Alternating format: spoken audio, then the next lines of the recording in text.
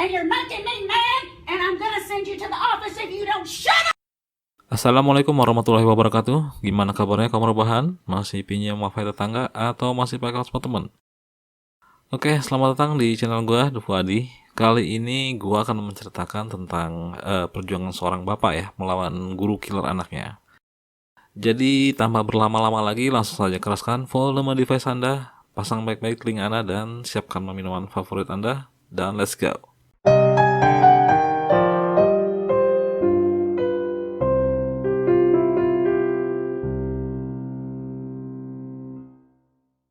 Secara alamiah, insting orang tua itu pasti akan melindungi anaknya. Apalagi ketika melihat anaknya dalam bahaya atau melihat sesuatu yang aneh pada anaknya.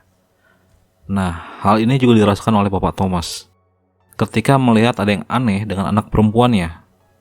Jadi ceritanya gini, si Pak Thomas ini punya anak perempuan yang sangat ceria, suka bergaul, tidak sombong, dan rajin menabung. Tapi suatu hari, tiba-tiba anaknya berubah drastis. Pada awalnya Pak Tom menganggap hal ini biasa aja ya. Malumlah, hari pertama sekolah di TK pasti membutuhkan penyesuaian. Ketemu sama guru baru, teman-teman baru, orang-orang baru, biasalah ya. Lama-lama juga terbiasa. Setelah beberapa hari masuk sekolah, anaknya Pak Thomas ini makin aneh. Setiap pagi pasti nangis dan bilang ke Pak Thomas, "Pah, aku gak mau berangkat sekolah." Pak Thomas kok jadi ngerasa aneh. Harusnya kalau di TK itu kan menyenangkan lah ya. Nyanyi-nyanyi, nari-nari, main bareng temen. Kok ini makin hari gak betah sekolah ini si dedenya. Di hati kecilnya Pak Tom, wah, gua harus lidikin nih kenapa dengan anak gua. Kok dia jadi begini? Tapi Pak Tom sekarang makin bingung ketika ditanya, "Dek, kamu kenapa sih? Kenapa kamu gak mau sekolah?" Si dedenya ini gak ngejawab. Cuma nangis aja dan bilang udah gak mau sekolah lagi, Pak. Nah, Pak Tom makin bingung nih, makin curiga nih. Kenapa nih sama anak gue? Kok jadi begini? Apalagi Pak Tom dan istrinya ini punya prinsip, kalau mendidik anak itu harus dididik dengan kasih sayang, saradi teladan yang baik, dan selalu mendukung hal-hal positif pada kehidupan anaknya. Tiba-tiba kok anaknya kayak gini, ya mereka jadi khawatir dong. Lama-lama nih Pak Thomas makin galau. Ini anak kenapa sih di sekolah? Di sisi lain, Pak Thomas juga bingung nih. Gimana caranya dia bisa mengetahui apa yang membuat anaknya bersedih? Disinilah Pak Thomas berpikir keras sekali mencari cara untuk menyelidiki situasi di sekolah anaknya. Tapi Pak Thomas juga sadar nih, kalau pihaknya sekolah sampai tahu dia menyelidiki lingkungan sekolah, pastinya pihak sekolah akan merasa tersinggung. Karena biasalah ngerasa nggak dipercayalah dalam mendidik anak-anak, atau guru-gurunya dianggap nggak berkualitas. Tapi Pak Thomas benar-benar udah nggak bisa nahan lagi. Dia benar-benar harus tahu apa yang terjadi sama anaknya di sekolah.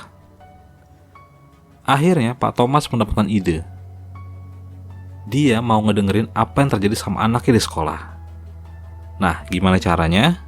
Pak Thomas akhirnya membeli alat perekam di Tokopedia atau di Shopee gitu ya. Iyalah di mana, di toko online lah ya. Gue lupa nanya. Alat perekamnya cukup kecil dan bisa merekam apa yang terjadi di sekitar anaknya. Karena bentuknya kecil, akhirnya alat perekamnya ditempelin di rambut putrinya dan ditutupi sama pita. Dengan begitu, Pak Tom bisa mendengar semua suara di sekeliling anaknya. By the way, Pak Thomas ini pintar juga ya. Dia memasang perekamnya tanpa sepengetahuan anaknya juga nih. Soalnya namanya anak kecil, kalau dia tahu alat perekam ada di badannya atau di kepalanya, pasti bilang-bilang temannya, dan pastinya rencana Pak Thomas bisa gagal. Pak Tom juga sadar banget kalau cara dia ini mungkin agak lebay, dan orang tua pada umumnya nggak akan ngelakuin hal seperti ini. Tapi karena Pak Tom udah nggak bisa nahan rasa penasaran, dilakuin deh cara seperti ini. Singkat cerita, pergilah anaknya Pak Tom ke sekolah dengan alat perekam yang sudah terpasang. Pak Tom juga ternyata di rumah berharap cemas nih, mikirin kira-kira dia akan dapat informasi apa aja. Pokoknya Pak Tom udah gak karuan lah perasaannya. Dia pingin anaknya buru-buru pulang sampai rumah dan dia ingin mendengarkan hasil rekaman dari alat tersebut. Akhirnya sampai di rumah lah anaknya Pak Tom ini. Buru-buru deh Pak Tom mengambil alat perekam dari kepala anak perempuannya secara diam-diam. Setelah mendengarkan hasil rekaman, Pak Tom marah besar dan saking marahnya, badannya berasa panas banget. Ya tahulah kalian gimana rasanya kalau lagi marah banget. Badan kadang bisa sampai gemetaran gitu. Kalian tahu apa yang Pak Tom dengar? Nih, hasil rekaman dari alat perekamnya tersebut.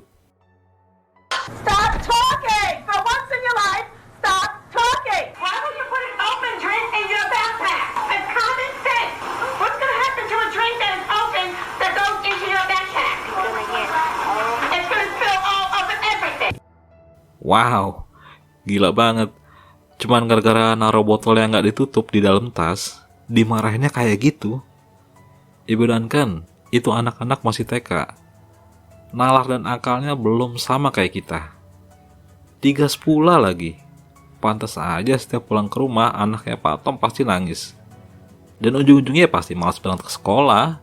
Tiap hari dibentak-bentak terus.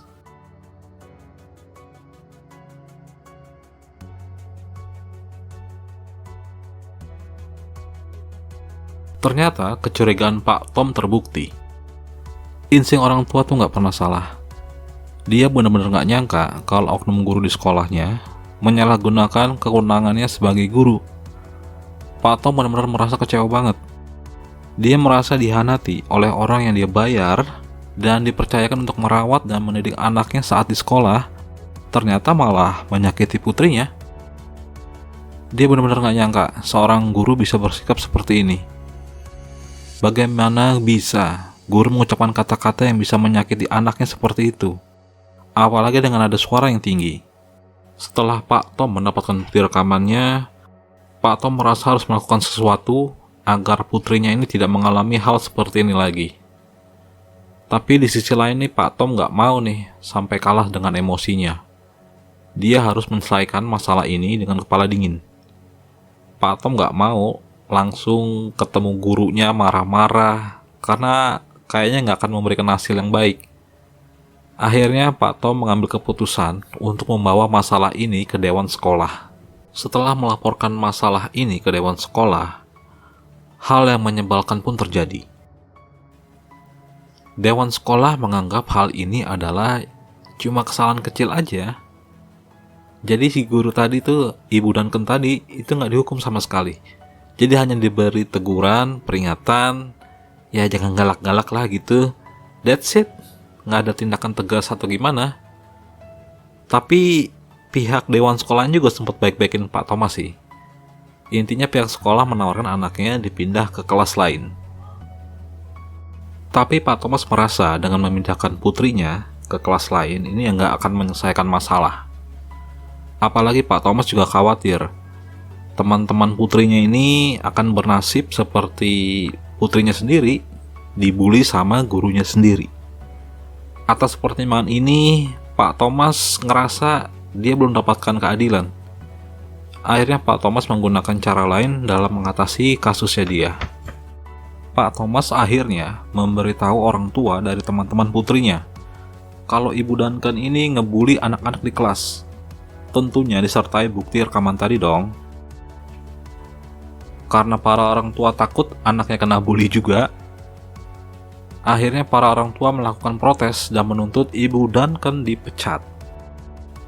Para orang tua nggak mau anak-anaknya belajar dalam lingkungan yang penuh dengan kekerasan. Tapi anehnya, pihak sekolah menolak memecat Ibu Duncan.